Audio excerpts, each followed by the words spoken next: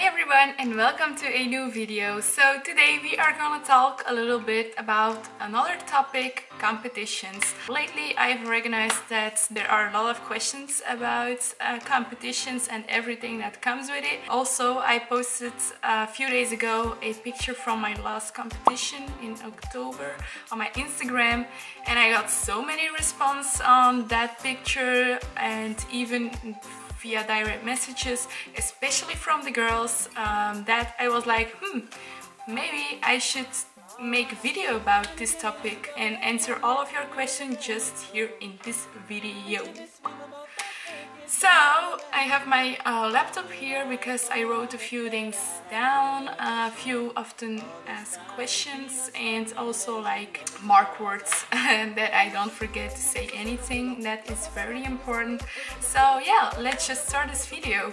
First question: what made me start doing a competition? Well, I started lifting or fitness about almost 4 years ago.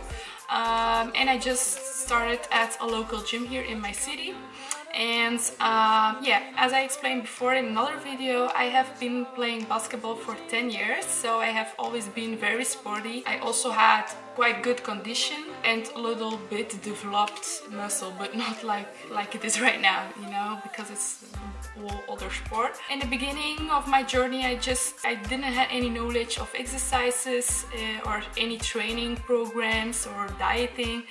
I just knew the exercises, squat and like lunges, etc., just like the basics. And I was every day squatting. So actually, if you do something really often, you will just get better at it and you will get more strength every day.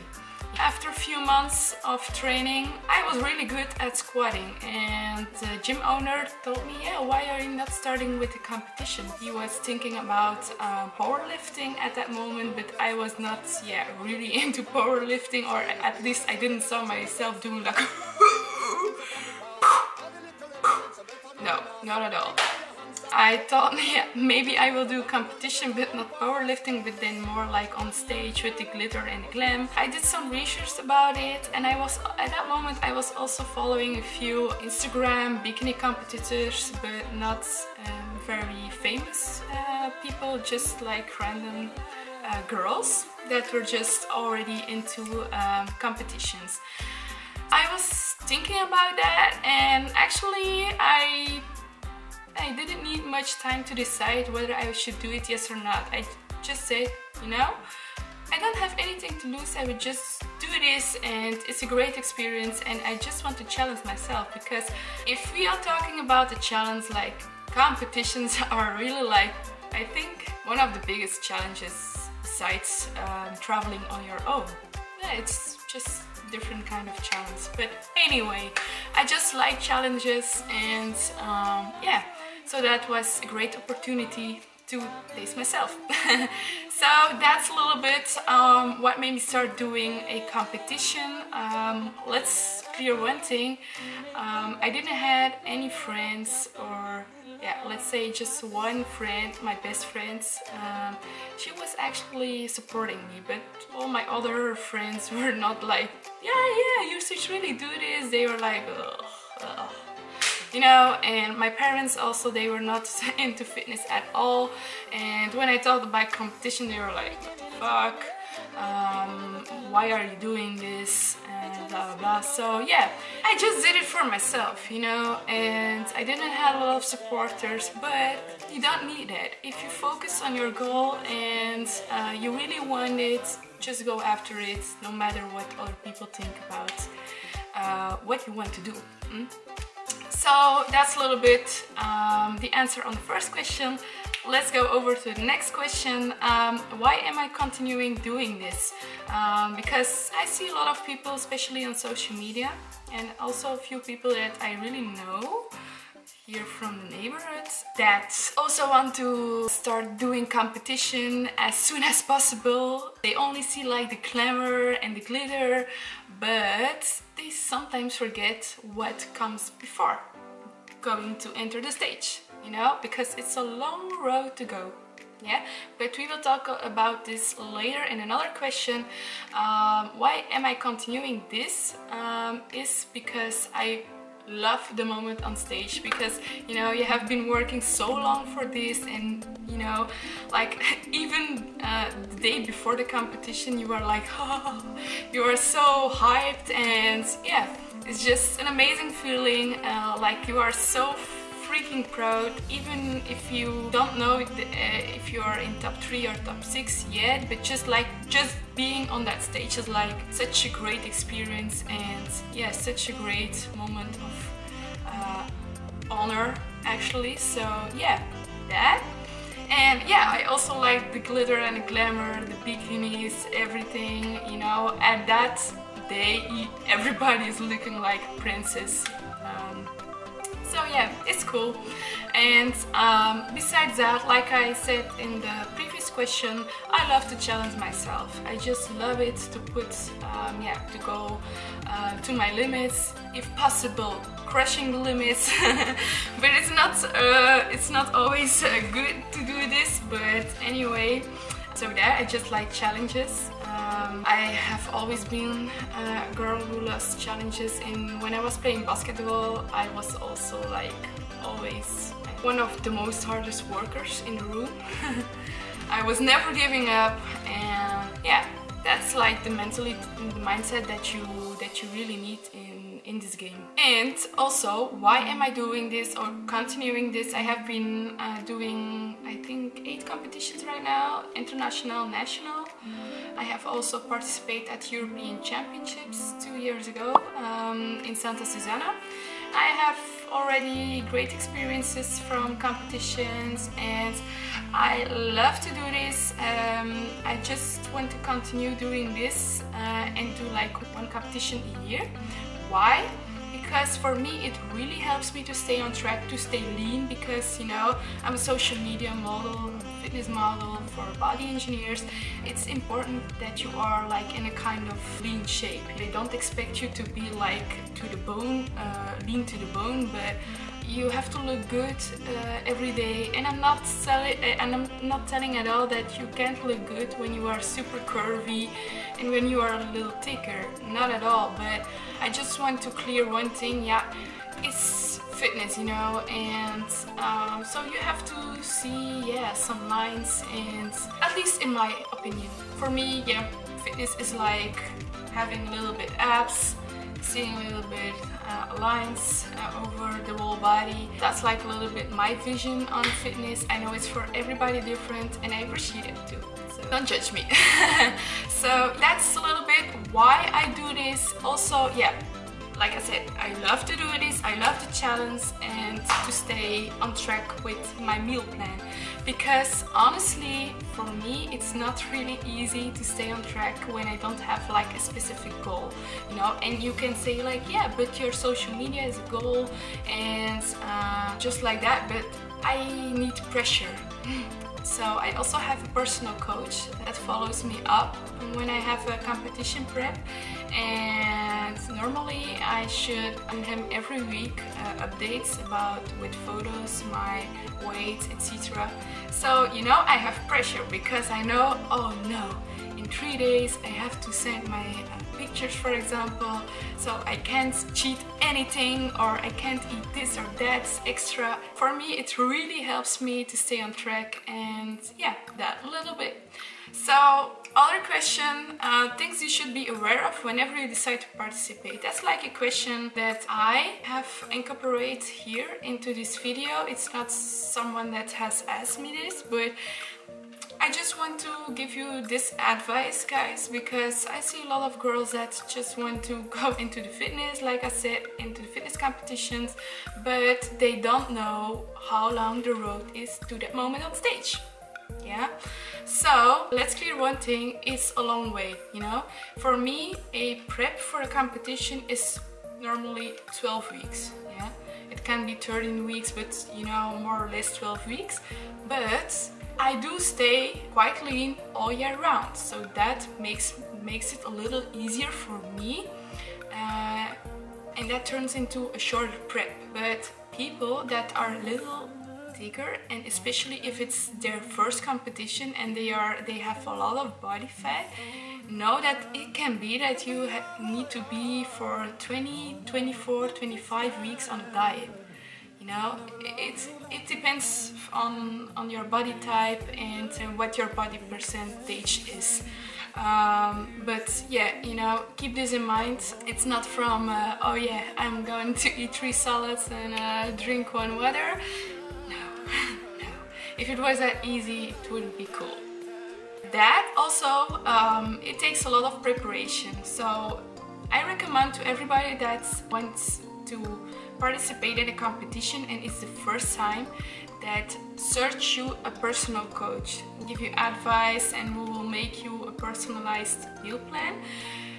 Because there are also people that just start with competitions and do everything on their own. But you know, as I said before, I think the best lesson is when you have someone else that makes you the plan and you just have pressure. Search your coach that will motivate you, that will help you, that will give you tips, that will learn you something, because a competition is a great experience. It's very learnful if you have good company, let's say it like that.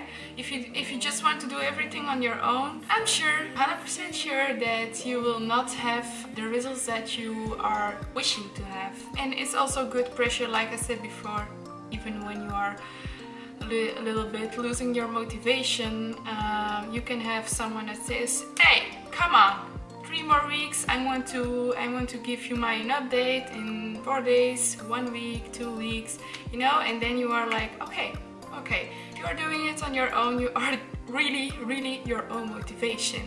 I'm sure that even if you are a professional or an amateur, everybody got days or maybe weeks where they are really not motivated anymore, when they are losing their strength. And when you have then someone that will coach you, that can give you some pep talk, that's really handy and yeah, helpful. Also, food prep. Food prep is key, really. Like, whenever you go, you have to make sure that you got your meal bag with you, with all the meals in, because you can't afford you to just eat like a pizza whenever you're hungry. It's very important that your meals are always prepped. I prefer to do this every 2 or 3 days, but there are people that do it like once a week, but I don't like it that way. So yeah, food prep. Whenever you go, take your food with you. Whenever you are hungry, you can just eat and you won't grab any other thing. So that.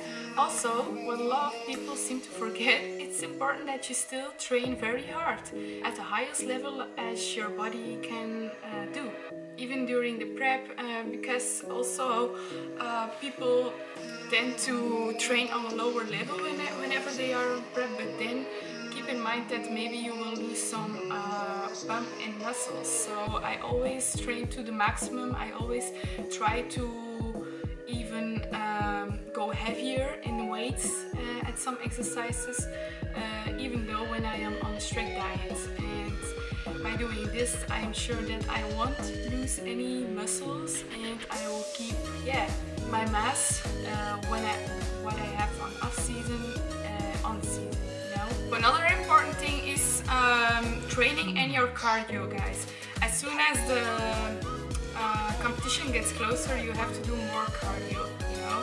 And there will come a point in your prep that you have to do morning cardio every day on an empty stomach. And I can tell you that it's very hard, especially the last weeks. You're like looking like, yeah, I don't know how to say, but you are just so freaking tired. Have no energy at all, but at least you are getting shredded, so that's a good thing. So that, and also posing, because that's a really big and important thing when you are on stage. Yeah, you can have the best physique ever, you can look like a princess, the most beautiful girl or guy on stage, but if your posing is bad, you will get yeah, you will lose points for this, you know. So it's really important. So I would say practice.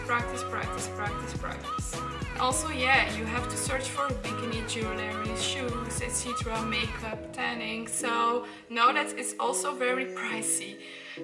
You can make it as pricey as you want, but even if you are my competition bikini, my really first competition bikini had no special connectors or diamonds at all. It was very natural, I don't know, but there was no much bling bling, not at all. You can see it here in the picture, and I paid for that bikini I think around 200 euros without any bling bling, you know. So if you want to have like a bikini full of Swarovski, it's very expensive, but that's something that you choose. Also, another thing that you have to be aware of whenever you decide to participate in a competition is the lower energy level, as I mentioned before. That's normal, and it depends from person to person. From the one person, it can happen that they are on a very low energy level at 6 weeks out, 5 weeks out, and for the other person can just be like the 2 last weeks before the competition. The better for that person, at least, because you have to suffer less.